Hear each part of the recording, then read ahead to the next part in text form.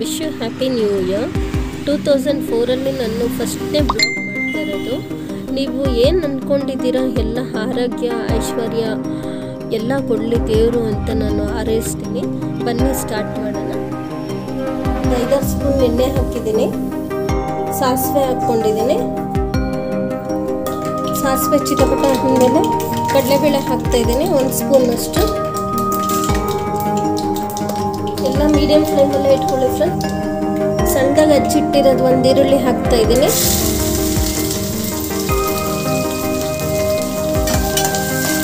ಈಗಲೇ ಮೆಣಸಿನ್ಕಾಯಿನೂ ಹಾಕ್ತಾಯಿದ್ದೀನಿ, 3 ರಿಂದ 4 ಮೆಣಸಿನ್ಕಾಯಿ ಹಾಕಿದ್ದೀನಿ. ಸಣ್ಣದಾಗಿ ಹಚ್ಬಿಟ್ಟು ಕೊತ್ತಂಬರಿ ಸೊಪ್ಪು ಹಾಕ್ತಾಯಿದ್ದೀನಿ. ಈಗ ಒಂದು ಸ್ವಲ್ಪ ಹಾಕ್ಕೊಳ್ಳಿ. ಬೀಟ್ರೂಟ್ ಹಾಕಿದ್ಮೇಲೆ ಒಂದು ಸ್ವಲ್ಪ ಹಾಕ್ಕೊಳ್ಳೋಣ.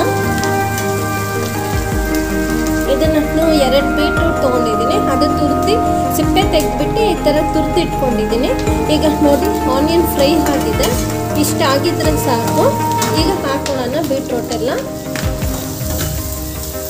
ಇದು ಚಪಾತಿಗಂತೂ ತುಂಬ ಚೆನ್ನಾಗಿರುತ್ತೆ ಫ್ರೆಂಡ್ಸ್.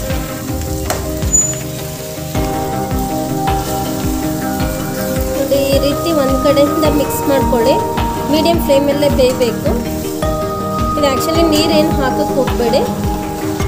ಈಗ ಇದಕ್ಕೆ ಒಂದು ಸ್ವಲ್ಪ ಉಪ್ಪು ಸೇರಿಸ್ತಾ ಇದ್ದೀನಿ, ಯಾಕೆಂದರೆ ಫಸ್ಟೇ ಉಪ್ಪು ಹಾಕಿದ್ದೀವಿ. ಈಗ ನೋಡ್ಕೊಂಡು ಹಾಕ್ಕೊಳ್ಳಿ ಫ್ರೆಂಡ್ಸ್. ಉಪ್ಪನ್ನ ಸಿಮ್ಮಲ್ಲೇ ಇರಲಿ. ಲಿಡ್ನ ಓಪನ್ ಮಾಡಿ ನೋಡೋಣ.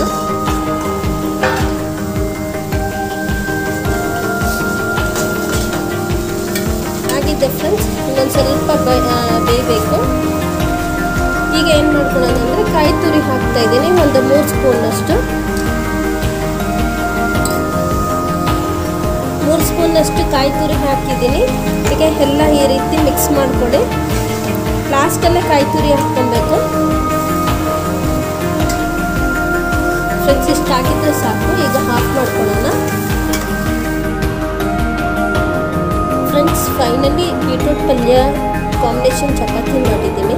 ಇದು ತುಂಬ ಚೆನ್ನಾಗಿರುತ್ತೆ ಚಪಾತಿಗೆ. ನಿಮ್ಮ ಮನೇಲಿ ಒಂದ್ಸತಿ ಟ್ರಯಲ್ ಮಾಡಿ ನೋಡಿ. ನನ್ನ ಚಾನಲ್ ಇಷ್ಟ ಆಗಿದ್ದರೆ ಒಂದು ಲೈಕ್ಸ್ ಮಾಡಿ, ಕಮೆಂಟ್ಸ್ ಮಾಡಿ, ಸಬ್ಸ್ಕ್ರೈಬ್ ಮಾಡಿ. Thanks for watching my channel.